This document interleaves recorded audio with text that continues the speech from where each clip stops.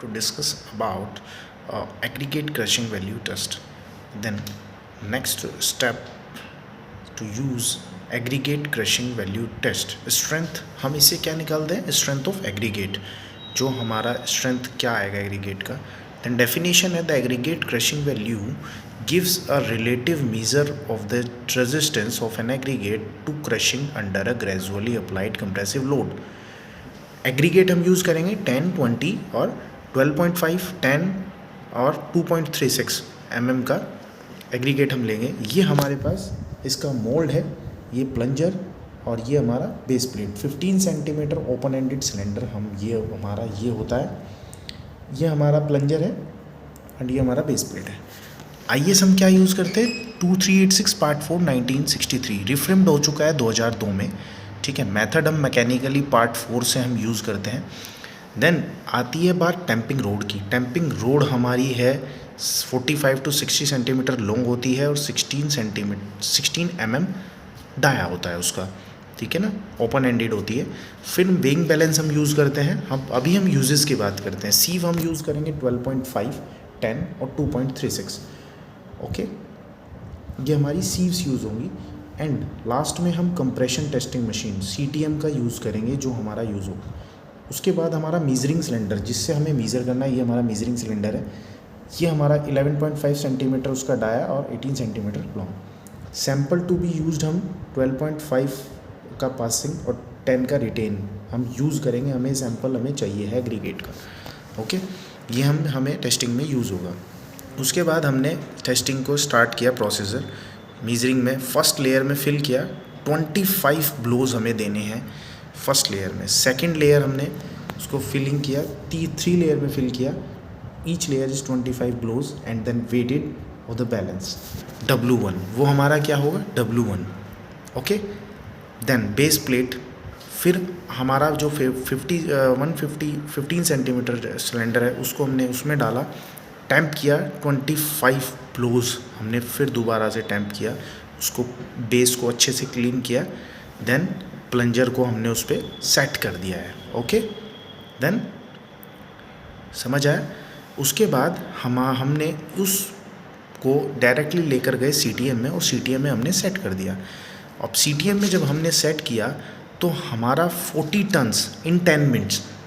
ये बात याद रखनी है कि 10 मिनट्स में ही 40 टन आना चाहिए, पूरा 10 मिनट्स में. फिर जो अब हमारा एग्रीगेट हमारा जो क्रश हो चुका है, उसको हमने निकाला CTM से. उसको फिर 2.36 mm सीव से पास कराया.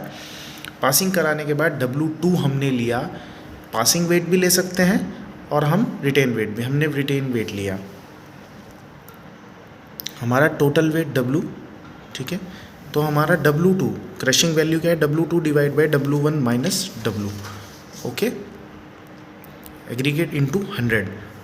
वैसे अब इंडियन स्टैंडर्ड के हिसाब से अगर मैं आपको थोड़ा सा डिफाइन करूं, obtain better strength road and pavements के लिए हम इसको ऑब्टेन करते हैं. Crushing value lowers then longer service life, more economical performance. Okay, and then 10% fine values भी सेम है, हाइयर देन 30 क्रशिंग वैल्यू होता है 10% के लिए. देन उसके बाद हम जो फार्मूला हम यूज़ करते हैं, देखिए मैं आपको इंडियन स्टैंडर्ड में भी दिखा देता हूँ. ये इंडियन स्टैंडर्ड में फार्मूला हमें दिया हुआ है. जब हम इसको डिफ़ाइन करते हैं तो aggregate crushing value B/A into 100.